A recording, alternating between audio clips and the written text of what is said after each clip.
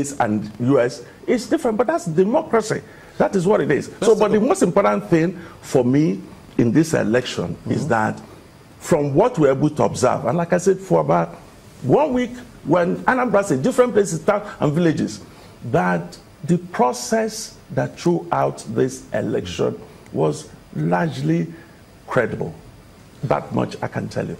Let's talk about electronic voting and the use and application of that in this particular election, because a lot of people have embraced it. It seems to suggest so, that they like the electronic voting, but the point where you have to transmit the results is where the concentration is now for a lot of people, especially now that we're graduating to 2019. What would you subscribe to that would begin to transmit these results immediately to one point as an electronic center, just so everybody gets the results, not to have to go from ward level to, and then keeps going until it gets to the final INEC state body?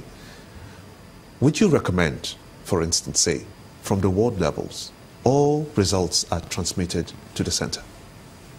Yes, anything that would help with the credibility of the system, I am for it.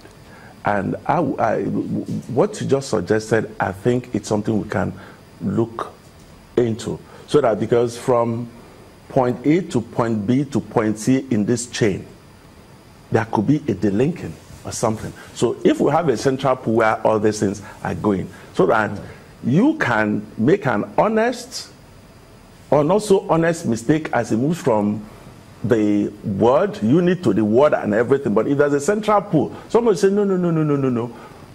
The entire vote from this local government or this word is this and not the number you have given. Then you can go back. I'm all for it. The whole point is, let us get the electoral system to reflect the will of the people, however wise or unwise as it is. Because when people are looking at what's happening in Anambra State, I look at it from the point of view of a partisan, but as a student of politics and history, you see the peculiarity.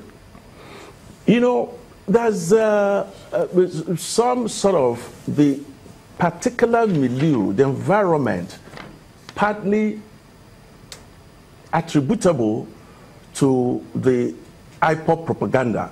So you see the point Abga was making all over the place. I saw it and I knew it was resonating with the people. But it's for the other people to counter it. I'm not in the fray. He said, this is our own. We'll come to that point soon. You know what they say. But we'll come to that in a minute.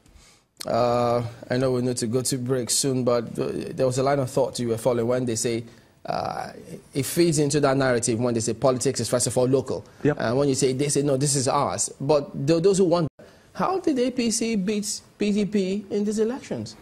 It's also, you can also understand it. You see, the PDP, for one, is no longer quote-unquote attractive. They don't have power at the center.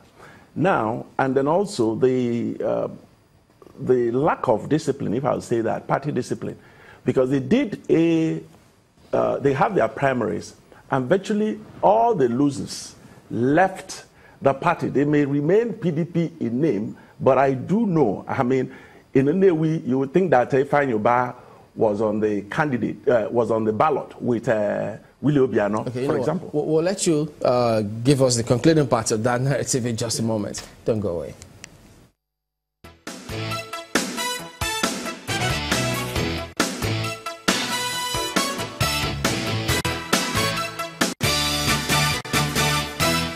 Welcome back. You were making a point about how APC fared better than even the PDP. Yes. You see, if you look at the cast, the major cast, outside of Pt.3, really, which other major political actor in Anambra State, even those supposedly within the PDP, that were with, which of them was with the candidate, really? So But you could point out in APC, and you cannot rule out the factor. This is still Nigeria, that APC is government at the center. And I must say something here. This is important. You see, we bash the president at every turn.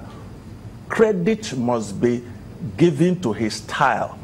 Because I got some of the snippets. Some of the APC operatives were not too happy that they're not getting the protection or the kind of cozy thing you expect for people who have links to the power. So the Mr. President is like, go there and don't get me involved in this. And then if we think of what we had during the PDP, especially under Obasanjo, we see that President Buhari has done very, very well. We don't just criticize for the sake of criticism.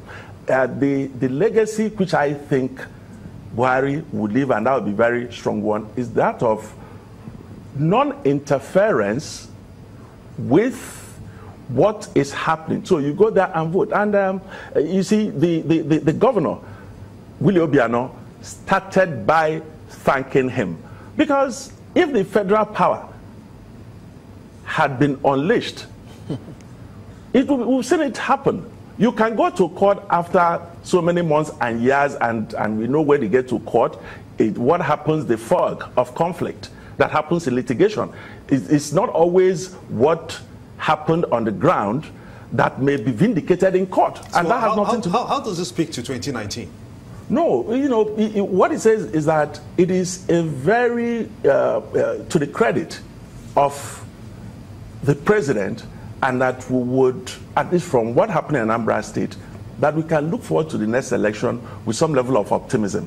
If the president keeps this, that the security agencies cannot go there and do anything. In fact, we had the governor's ADC was removed, and before we knew it, there was a presidential order to restore that. And then we also know what happened in the Senate, that if the president really was interested in the outcome of the National Assembly, probably the leadership would have been different. But he left things to run. So there may be some downsides to that, but largely it allows people to express themselves. All right, there you go. That's Mr. Chijike Okoli, SA, and the president of League of Anambra Professionals. Thank you for talking to us this morning. Thank you very much for having me. All right, so there you go. That's the program today. We thank you all for watching and for sending in your thoughts. We'll see you tomorrow. I'm Chamberlain Uso. Thanks for watching. I'm Gimba Umar. Thank you, Maukwe Ogun.